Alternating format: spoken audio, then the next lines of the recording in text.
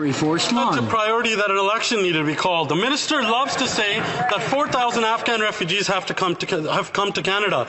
Only a Liberal would pat themselves on the back for meeting only 10% of their promises without any timeline or plan to complete the rest. It seems like only privately sponsored Afghan refugees have been arriving recently. Veterans, charities and NGOs have been picking up the massive slack left by this government.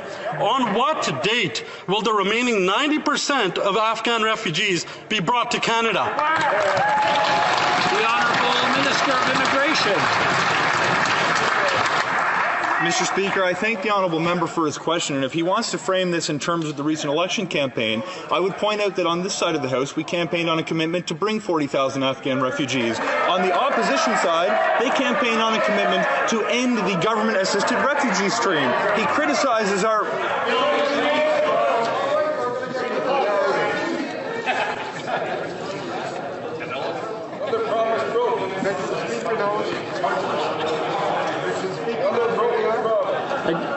I just want to make sure. Can we proceed? Okay, the Honourable Minister for Immigration, I missed his answer. Could he start from the top, please?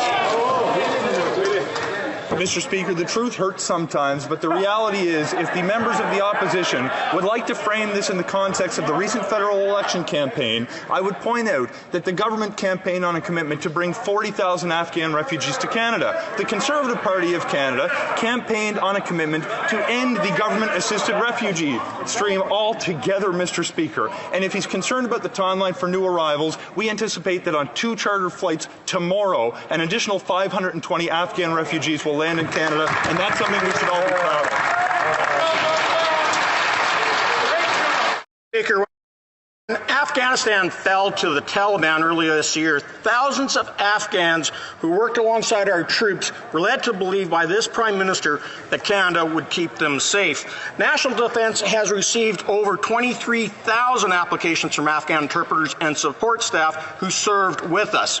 Yet the Department of Immigration and Refugees is only processing 14,500 applications. That means that over 9,000 Afghan interpreters and support staff have not been invited to apply. Wow. So when will the Prime Minister bring to Canada the 40,000 Afghan nationals he promised? Right Honourable Prime Minister. Mr. Speaker, Canada remains firm in its commitment to welcome 40,000 Afghan refugees to Canada. We're working tirelessly to stay in support and contact with those who remain in Afghanistan and wish to resettle to Canada.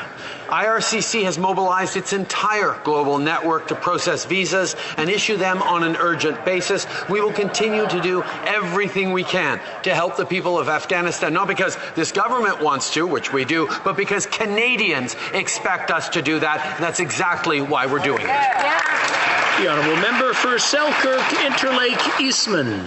I can tell you, that the Prime Minister, that Canada's veterans have stepped up and done more than their share to protect their Afghan friends who were left behind. They set up safe houses and kept hundreds of Afghan interpreters and their families safe.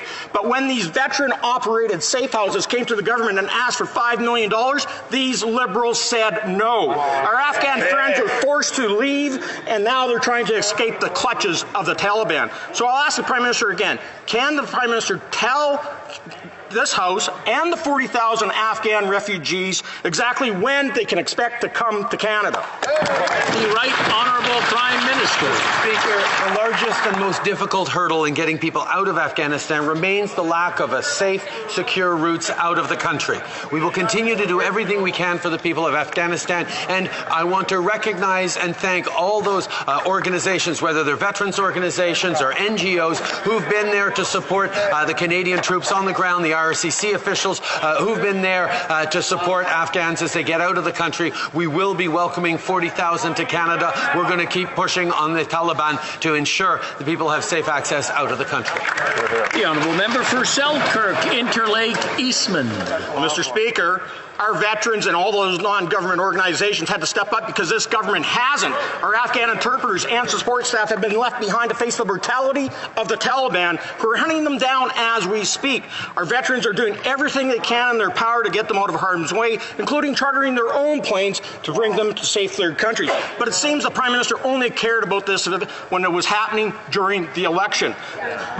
So on behalf of our veterans, on behalf of the members of the Canadian Armed Forces, on behalf of the 40,000 Afghan nationals who he promised to bring to Canada, exactly what date will the Prime Minister bring these Afghans to Canada? The Right Honourable Prime Minister. Mr. Speaker, we are working tirelessly to bring those 40,000 Afghan refugees to Canada as quickly as possible. We're working with the international community to put pressure on the Taliban to allow for more safe routes out of the country.